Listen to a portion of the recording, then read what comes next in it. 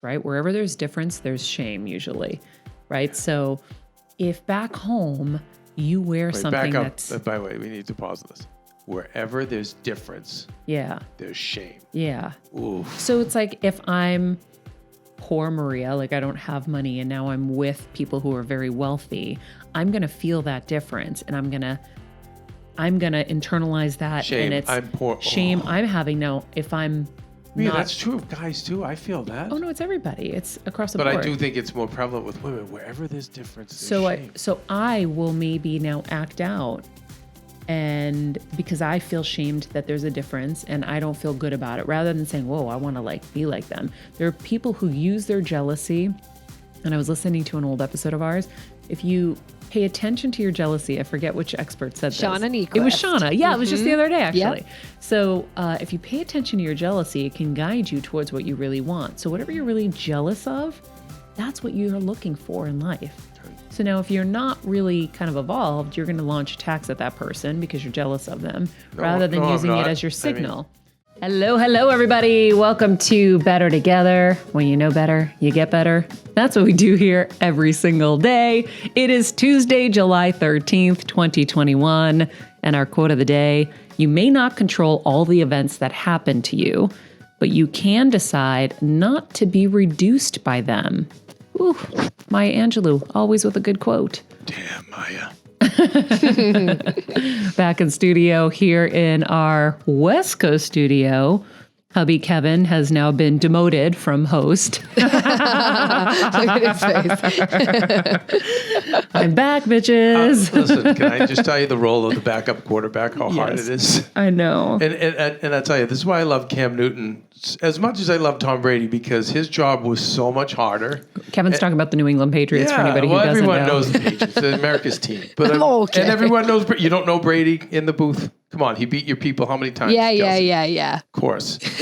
But you see poor Cam Newton, and I would see him on the bench, Maria, exhausted and just frustrated and just doing everything he could to get the ball forward. That's what it felt like. You did, honey. The people have spoken. God. Everyone who listens to the show has, stood by us and hung in with us. So thank you guys, because you gave me so much peace in that time to be able to do what I've needed to do for my mom and for myself too.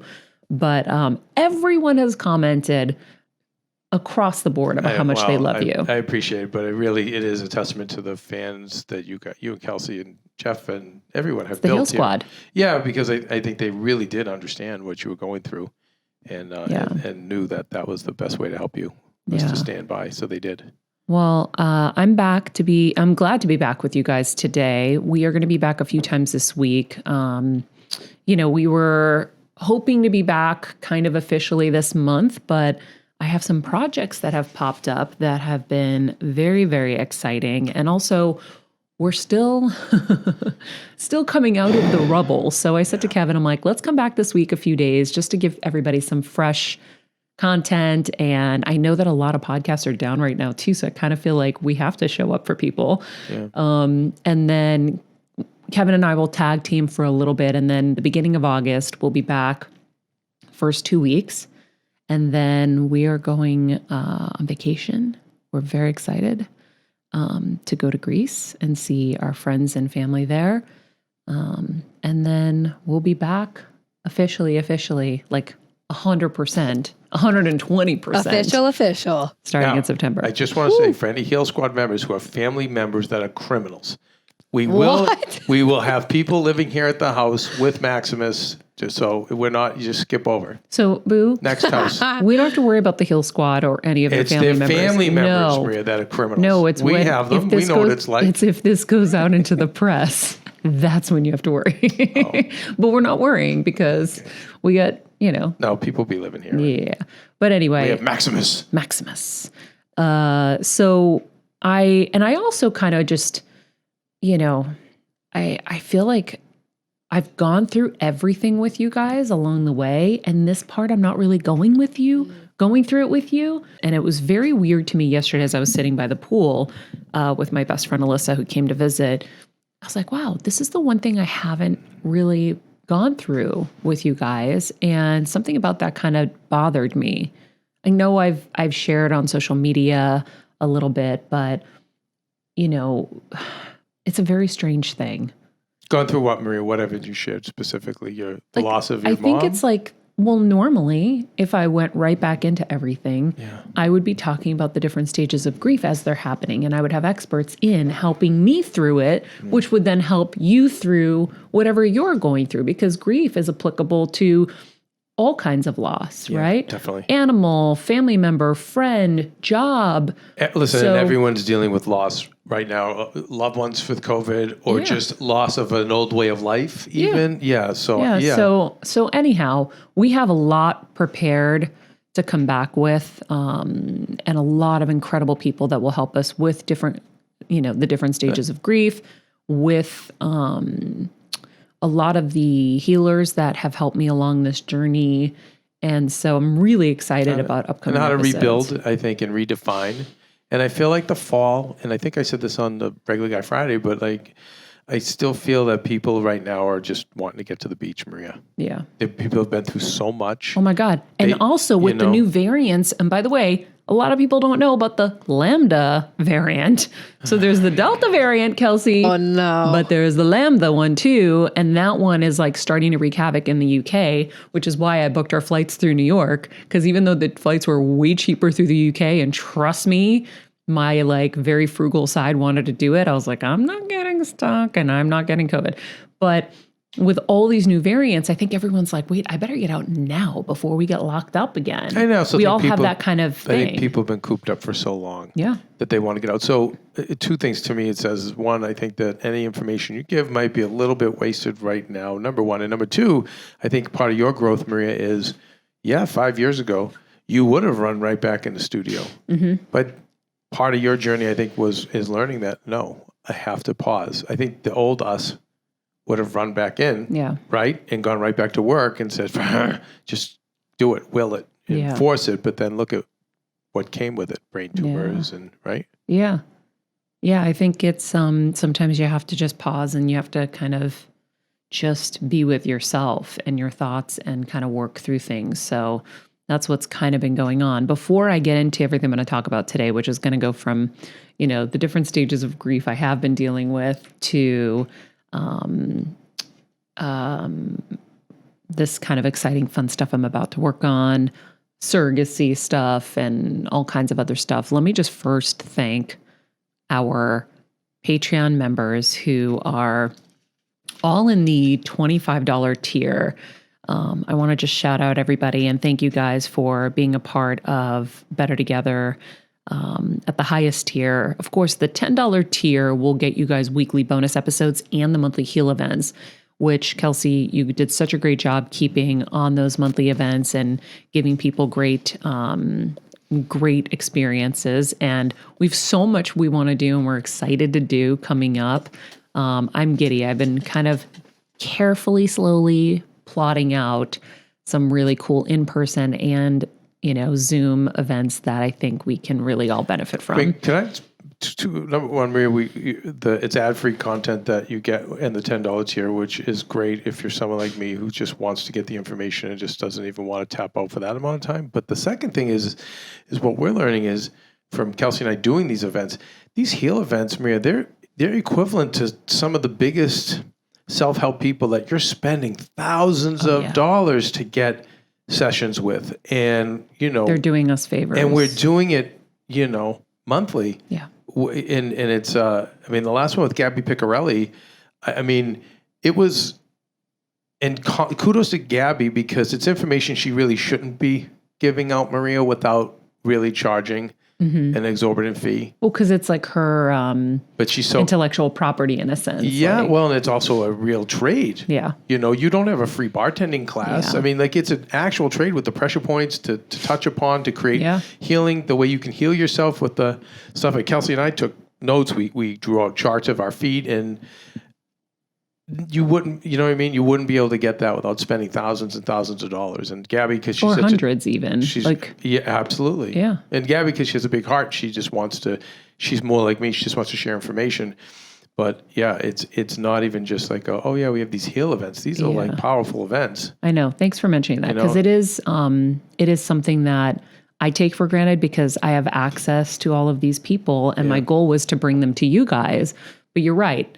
For $25 a month, you're getting access to people that would normally charge you upwards of, I would say like $800 to $1,000 or something for sessions. So I want to shout out everyone at our $25 And we do our bonus tier. show too. Remember, And it is a bonus show, yes. No, we do it once a week. When you're a member, you get our bonus show, which we go very inside. That's the stuff Kelsey and I, we've been doing it. We give, we give away a lot only of because tea. we can share it with the Heal Squad. It's like people. Well, it's very intimate, Right. So the Heal Squad in the Patreon is very intimate. I feel like I can give even more there too. So definitely, if you haven't joined Patreon, this is a good time to do it. I want to shout out everyone in our $25 tier: Miranda Stupart, Andrea Jenkins, Stephanie Greenbass, Edward Looney, Tanya Janik, or Janice, I don't know how to say that properly, Elena Mifsud, Shannon Stern, Christine Dulay, Anne oh God, I should really do this right because it's Greek, Anne Efthimiadis. You nailed that. Jessica Rink, Helen Vitoyanis, Katina Papanikolaou, Ligdas, Teresa Palmer, Bobby, Brett, Helena Vlamis, Heather Goldman, Stephanie Tomlinson, Leah Tringali, Sandy Garfield, Jan Cohen, Anne-Marie Jennings, Marilena Falaris. Thank you guys so much for being Patreon members. And I also want to thank our sponsors who hung in with us and helped this show keep growing. Olay, Coors Pure, Caliper, Sleep Number, June Shine, Skillshare, LMNT, Fitish, Vega, Bespoke Post, Ritual, Talkspace, Modern Fertility, KiwiCo, and Function of Beauty. All of these sponsors have to go through an approval process with me because I have to really be on board to bring them to you guys, so I don't bring just anybody. And so I just wanted to share that with you. So now... And Kelsey wanted to give a shout out to Regular Guy Friday. Thanks to Regular Guy Friday. Guys, Regular Guy Friday is still hanging in the balance. I just want you guys to know.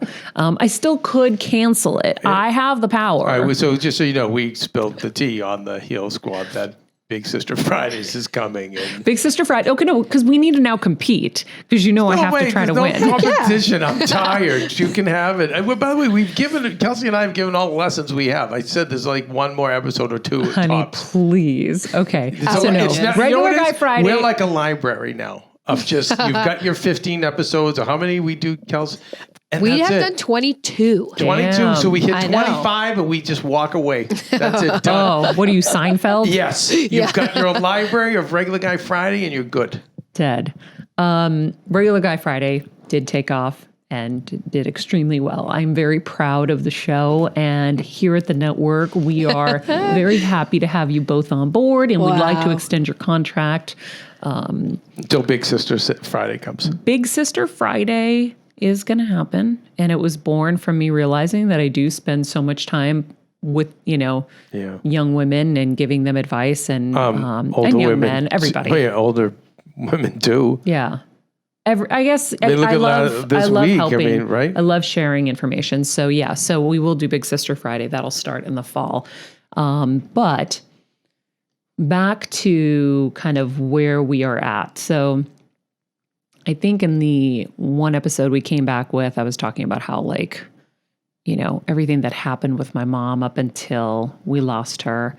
And then now I'm starting to see so many stages of grief. Like I remember in the beginning, I would talk to my therapist and be like, I don't understand how I'm doing so well. Why am I doing so well?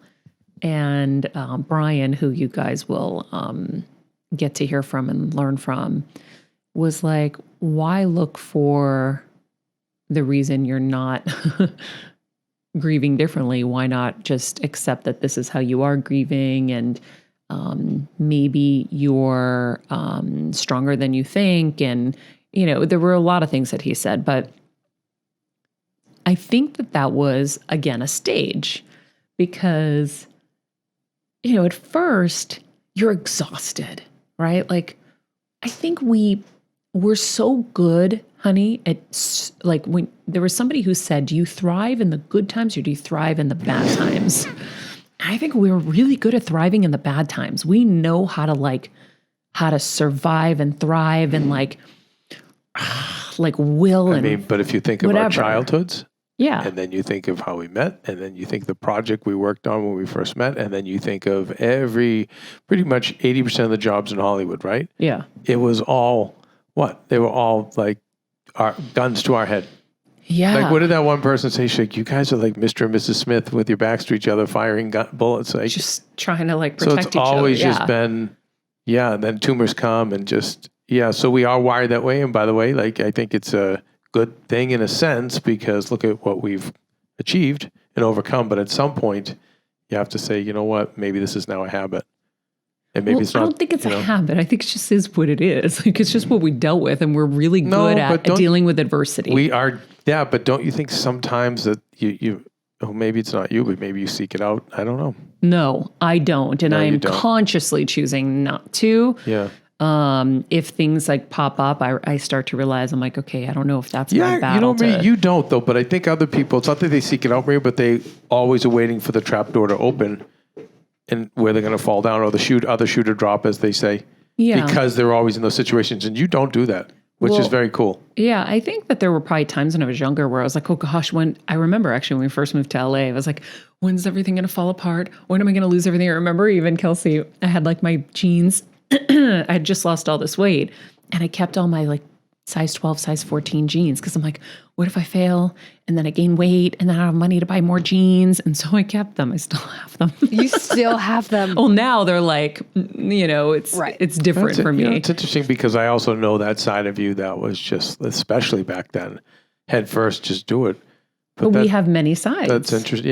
Yeah. One of the biggest things, if you didn't listen to the Deepak Chopra episode that we did, that was such a mind-blowing and life-changing interview for me, because he reminded me, actually he taught me, that there are many sides to us.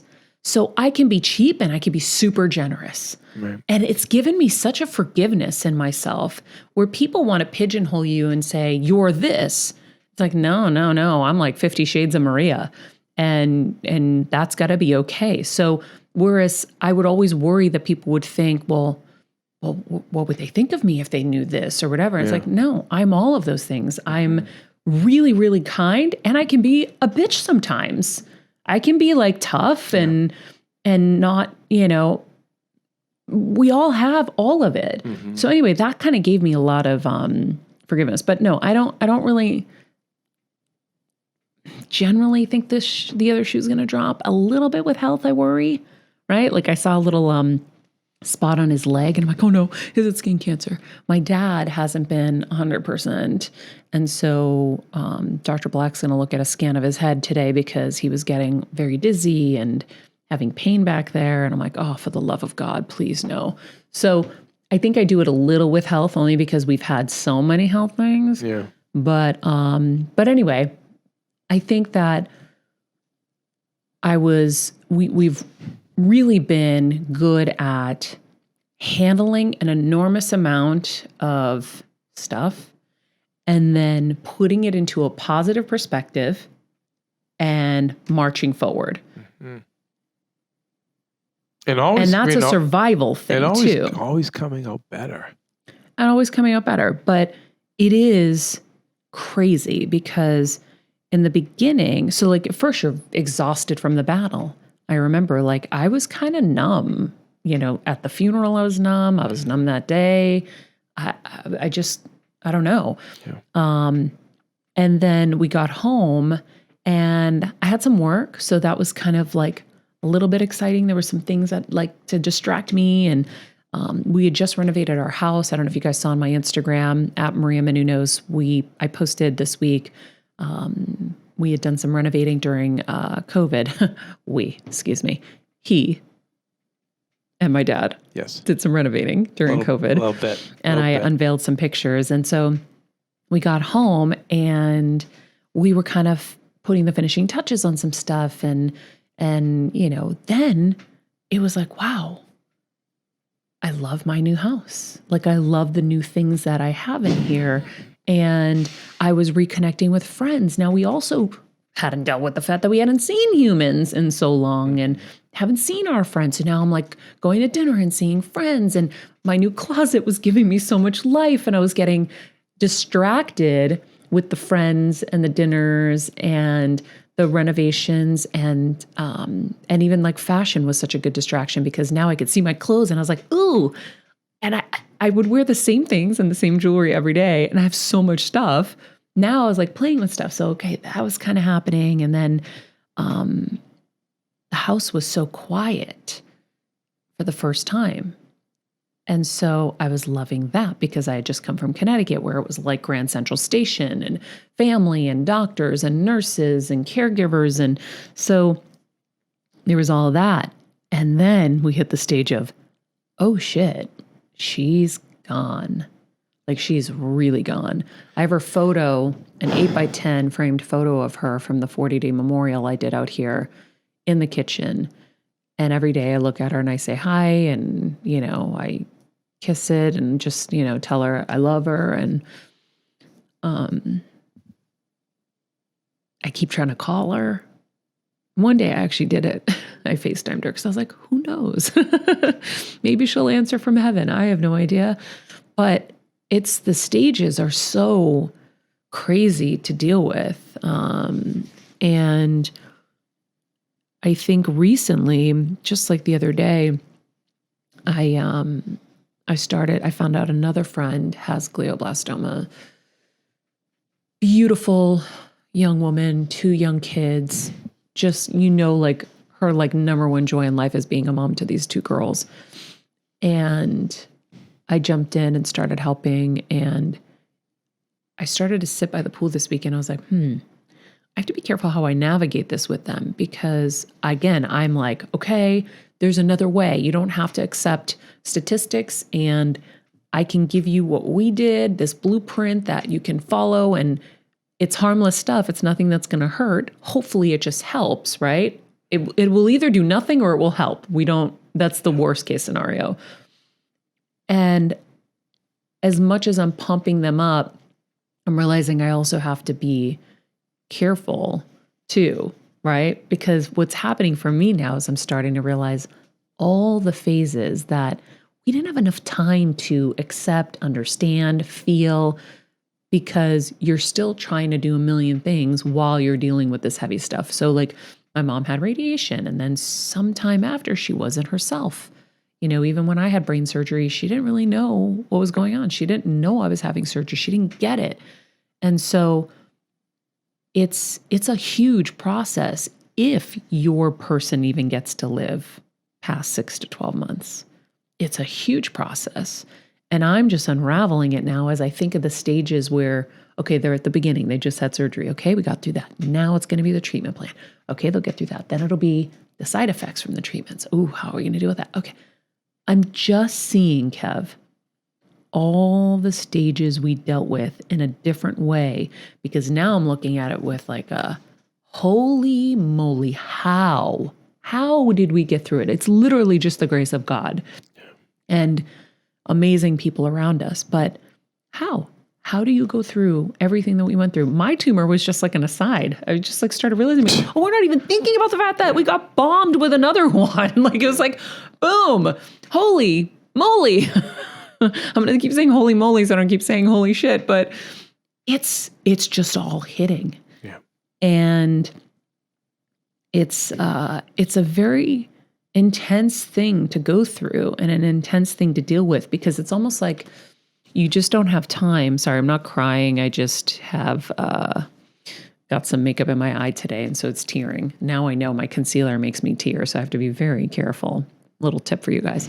But I think when you're in it, you don't have time to deal with it because you're just so busy fighting and researching and hustling and feeling and gut instincts and everything that you're doing to keep your person alive.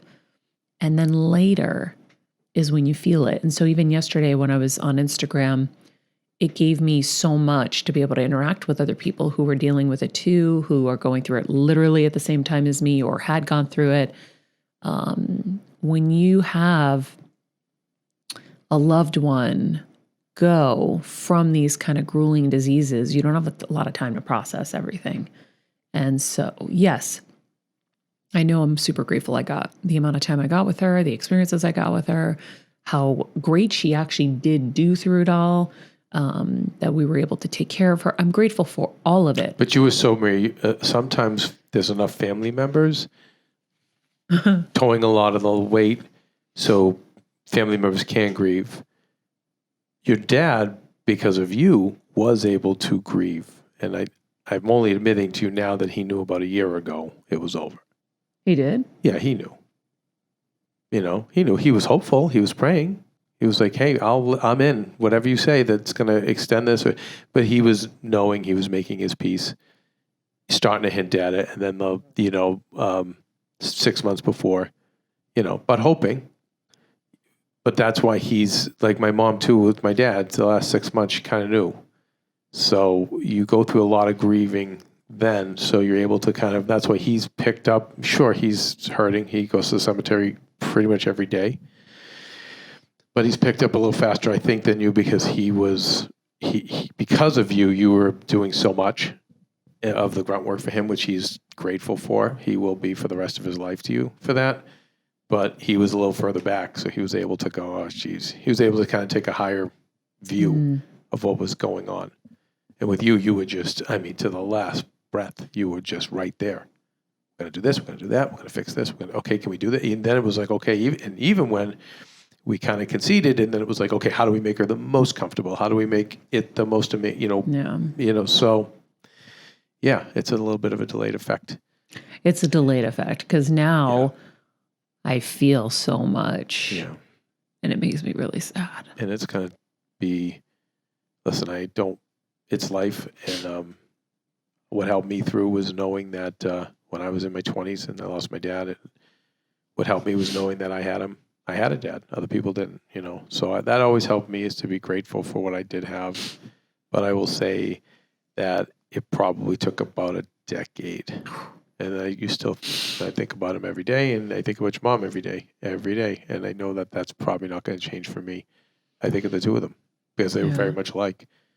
I will say I posted yesterday and I told people, like, the videos are everything. Not just of her, but like I document everything in general, as you guys know. But I did video diaries along the way. So like I looked at one in early April where I was like, okay, it took everything she had in her to tell me she loved me today. And I think that might be the last time I hear that. And like I'm having these like confessional videos. And so I have a timeline of kind of how it all went. There's never going to be a question that I can't answer with my videos. And that's something that I don't think people really think of or realize. Probably because I'm a journalist and I love documenting everything, but I also love truth so much. And I know our minds play tricks on us. And there's a lot of studies that show what we usually remember is like 50% true. Yeah.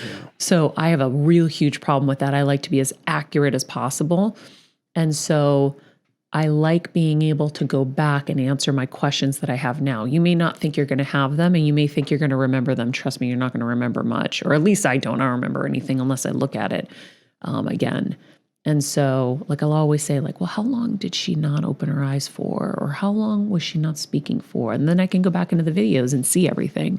So that's been really huge. But then you go back into the videos and you see she's in a hospital bed and she's,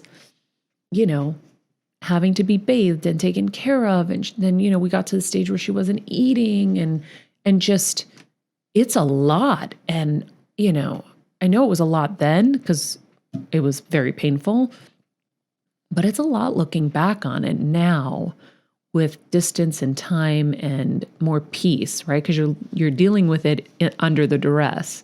I'm not under the duress anymore. And I just feel so awful that she had to go through all of that. Yeah. It breaks my heart. As good as we made it, it's still, she was such a trooper. Such a trooper, Maria. But yeah, it's crazy. Like even, I've been feeling so disconnected, and you all know, and how long, for 5 years now, I've been talking about like cultivating your connection with source or God, whatever it is that you believe in, so that you can be guided. and have that, extra help in your life. And I just have felt disconnected from her. And then I feel really sad about that. That makes me sadder. And so I think was it last Friday night? Last Friday night, not this past one, the one before, Kevin and I went to the balcony and we were watching the sunset.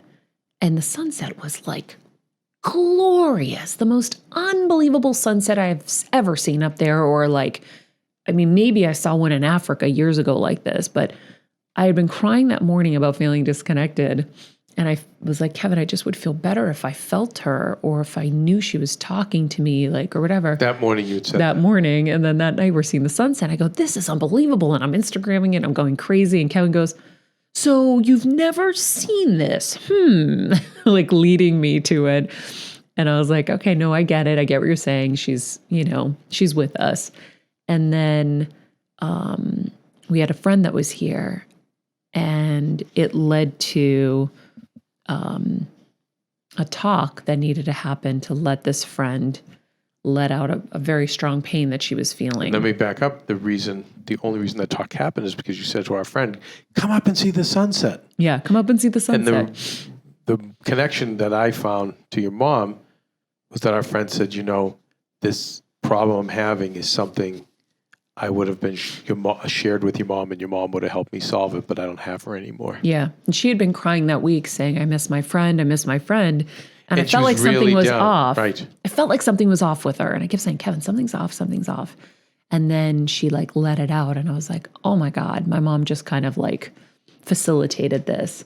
And then the next day I was like, well, that was great for her. And I'm so happy we were there for her and so happy we were able to lead her into the right direction. I'm like, but I don't know if I got anything technically. Sorry to be a brat. And then my friend Shay texted me. She goes, I don't know if you believe in visitations, but I had this dream about your mom and she came into my house. And I was like, wait, but you passed. What happened? She took me by the hand. She sat me on the couch and said, you tell my daughter that I love her. And I was like, oh my God, I played that thing 18 times because then she came for me. It's wild. She's been visiting different people in their dreams. My cousin's daughter was diagnosed with sarcoma. She was freaking out. My mom appeared in her dream the night before her surgery and said, she's going to be fine. Don't worry. And then they got it all out. And the next day she has a good prognosis. And so she was so happy. And I'm like, wow. So I feel more connected. But then again, now I'm helping this other friend and I started getting a little sad just thinking about the journey. And I think I'm just going to kind of waddle back and forth. And then I started thinking, it's July, mid-July now. The holidays are upon us. And you've been with me a year now. You know what? This is the time I start talking about Christmas. I'm like, Christmas is coming. I mean, we're a little late, but that's okay. Yeah. We missed Leon Day. Yeah, we did. Whatevs. So, and then I started thinking, oh shit, how is that going to be, right? Your first holiday without your mom. And so I know millions of people have to go through it. So it's not just us. But I know Diane Gray, who we're going to have on, who's a grief expert, is going to help me through that and help us through that.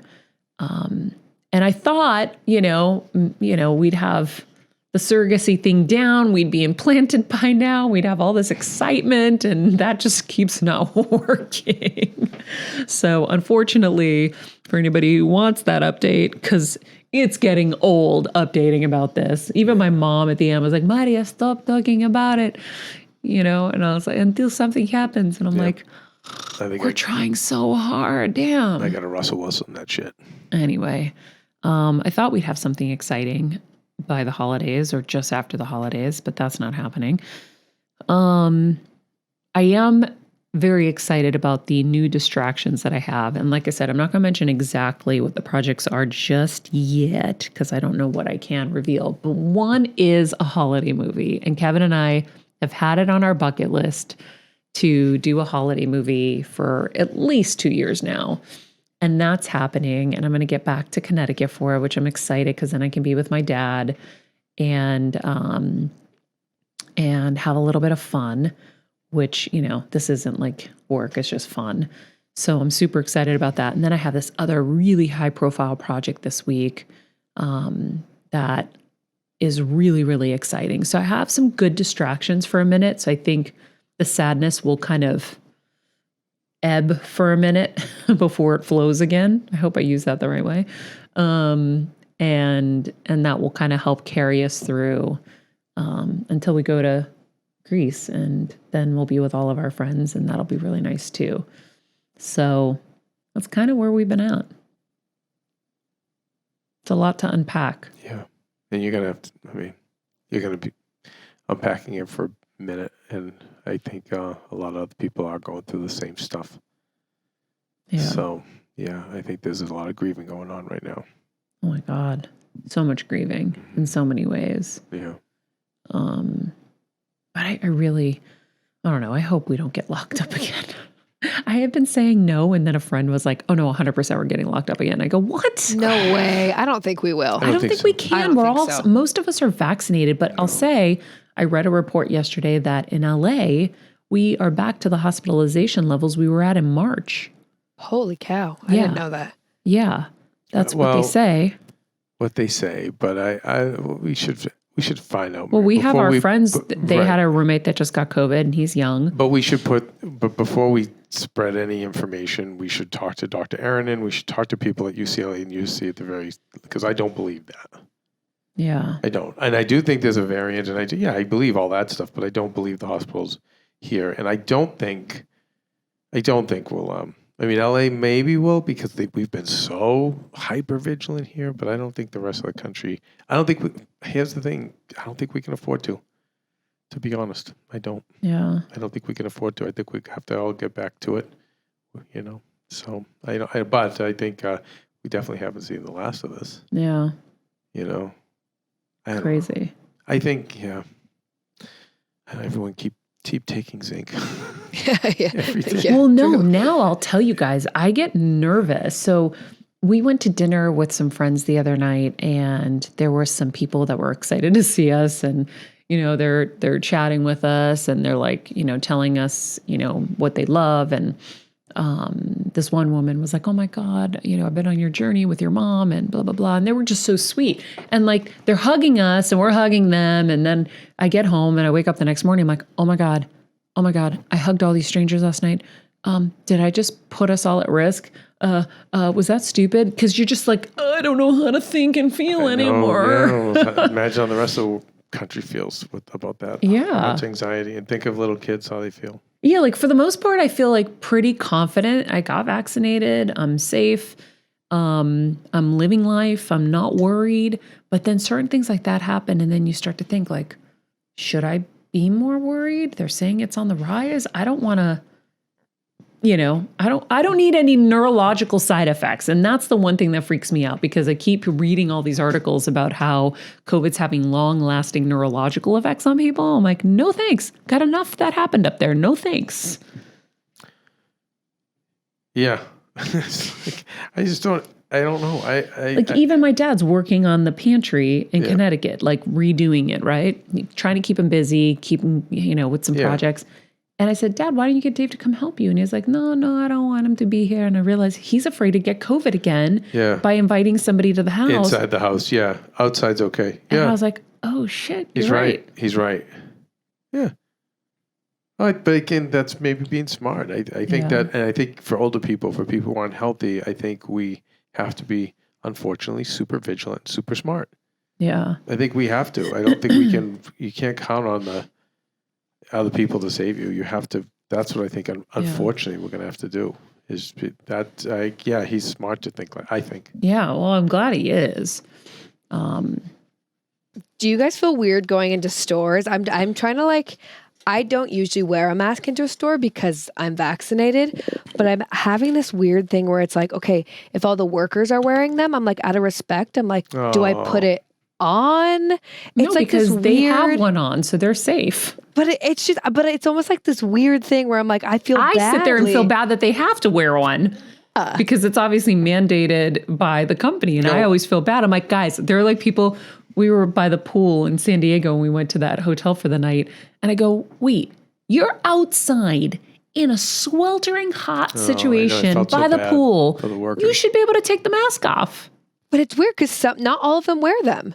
So that's where I'm like, like I'm in Whole Foods and I'm like, half of them are wearing them, half of them aren't. I'm like, what do I don't know what to do. I want to help. I feel badly. I think, Alyssa was out here this weekend and she said that in Boston, she doesn't see as many as many people in masks. In LA, I don't know. I feel like it's half. Yeah, I think it's like 50-50 here. I see a lot of people going in to masks. stores, and those people, when I see the masks, I get insecure. I go, oh, should I be wearing a mask? That's what I'm saying. Yeah. I'm not insecure. I don't wear a mask. I'm vaccinated. I took a vaccination I did not want to take that could have given me another boob or like an extra toe. And I'm like, I did my part. I'm good. But I do think that if you're sick, if you have any symptoms and you need to wear your mask, obviously get tested. And if you've COVID, don't even come out.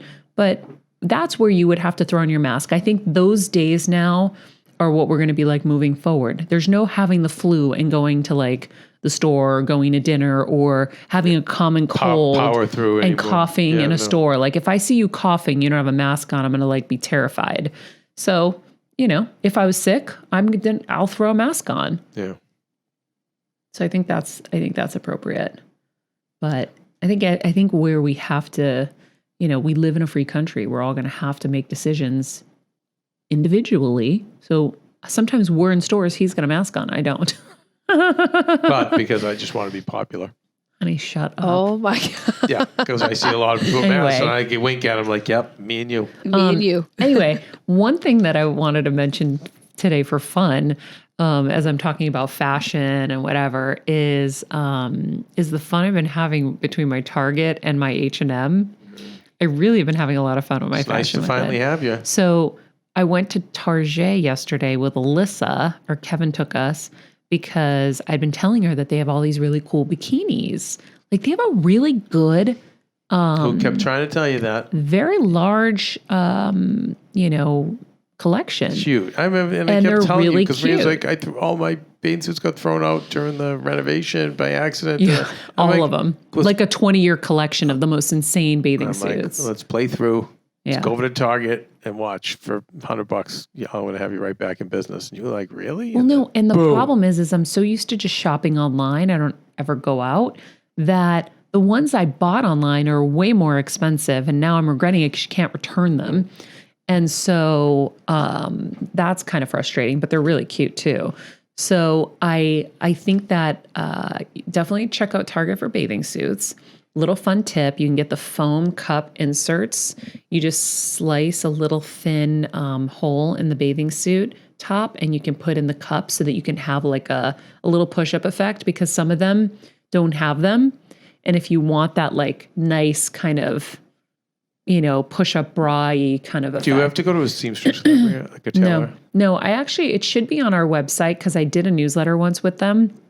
You can buy them on Amazon. They're just called, bikini bra inserts. But I'm saying making the slice and inserting. No, you just cut a little hole and you roll the insert and you squeeze it in the hole. So the hole isn't big, obviously. And then you just flush it flat. And the hole doesn't rip after that? No. Oh. No. Well, if any of you want them, just DM me because I rip all of those out. So I cannot.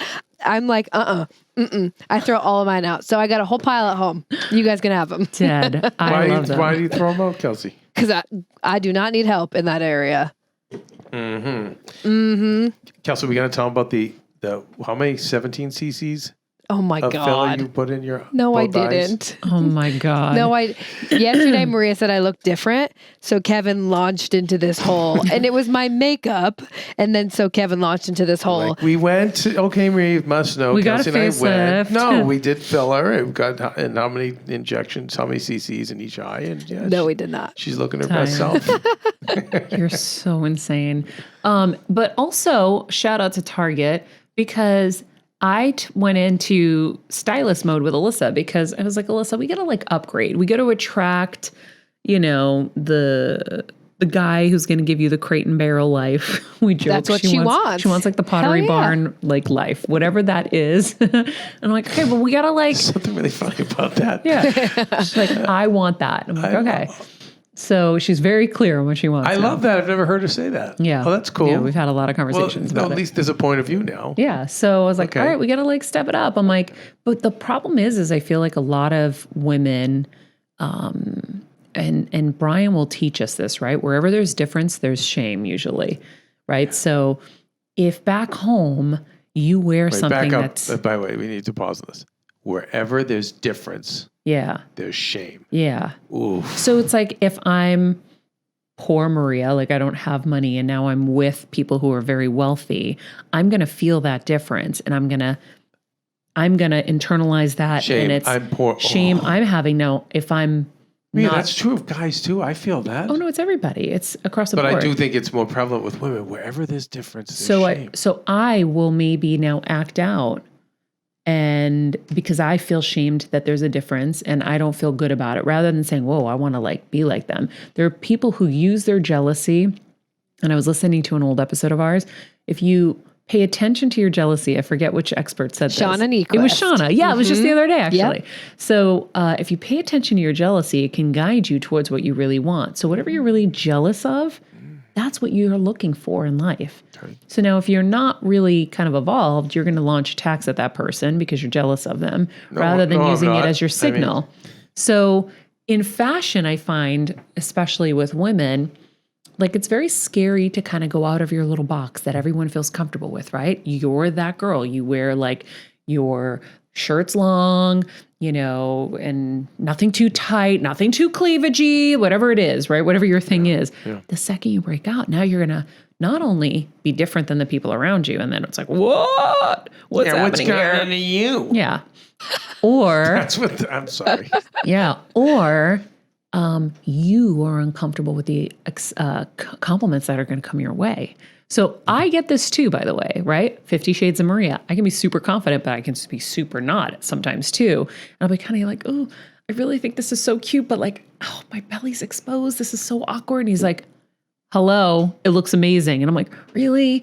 And so sometimes you need that person that's going to like push you off and send you. But it's hard because you have to build that kind of confidence in yourself to be okay being different, because the shame is going to come both ways. It's going to come internally and externally.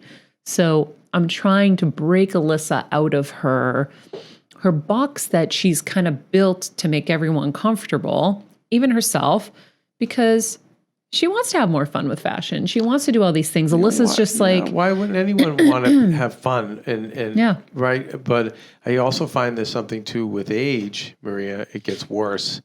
And then people feel... I knew we used to fight with my mom's hairdresser for years. I'm like, my mother's beautiful. Like, why does she have to cut her hair short and have a boy's regular haircut? Because she's 60. Like, a boy's regular. No, but that's what they would do to her. And then she finally grew it out. My mom had the boy's regular too. And I remember then she felt so much better when you made her grow it out. I'm like, grow it out. You're so pretty. Your hair's beautiful. Like, stop this. Like, stop whatever society says. Who cares? I understand certain moms do it because they literally have no time. Or they love it. If you love it, that's different. But I see a lot of times it's just, I'm quitting. Yeah. And I think with Alyssa, I'm like, Alyssa, like, you're tall. You're blonde. You have a great tan. You have beautiful eyes. You have great hair. Like, enough. Like, we're on the use it before we lose it plan, basically. I was like, Alyssa, Kevin has gotten me on this like journey now where, and it comes from Kathy, your mom. My mother said it. My mother said to me, tell Maria to enjoy her youth and her looks, because I never did. I never even thought I was pretty. I was, again, too ashamed to own it, flaunt it, or I didn't put time into myself because I put time. And I look back now, now that I'm in my 70s, I look back and I go, what was I doing? Yep. Like, why didn't I? She's like, so she said this to me, God, 20 years ago about you. And she's always on me. And that's why I'm always on you and Alyssa too. I'm like, we got a little left in the tank. Let's enjoy it while we can. And you know what? I saw a friend of mine had posted a photo of herself in her bathing suit. Her name is Glynis. She was, she's the West Coast editor of InStyle magazine. I hope I got that right. Wonderful human. Yeah, she's great. And she posted a picture of herself like back in the day in a bathing suit. And she goes, why didn't I think I had a good body back then? Oh my God. And her body was banging, like amazing. And she's like, why didn't I? Yes. So you have to remember, whatever we have in our head, it's just in our head, right? And so really appreciate what you have and go and enjoy it, and don't let all the noise interrupt what makes you feel good and enjoying your youth. I think it's super important. Enjoying your life. Yeah. You know, Kelsey, we have those issues too.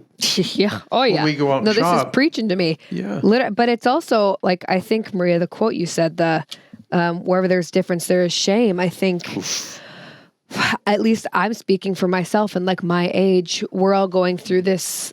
Growing up in the 90s, it was like you looked at those like stick, skinny gals. That was the thing. Like that was the it thing, right? So it's like now all this like whole body positivity is like really coming into play. And it's like you and I have talked about this, like owning your curves, owning this stuff. But it's like because that's the difference. Everyone looked this one way. So if you didn't look that one way, you felt shame. Yep. And so you would cover it with a baggy tee or this or that. And it's like, no, like, let's embrace that. So yeah, I struggle with that all the time. When Kevin and I would shop, I was like, hell no, I'm not wearing that. And he was like, are you freaking kidding me? Like, come on. So yeah, I mean, I'm trying every day.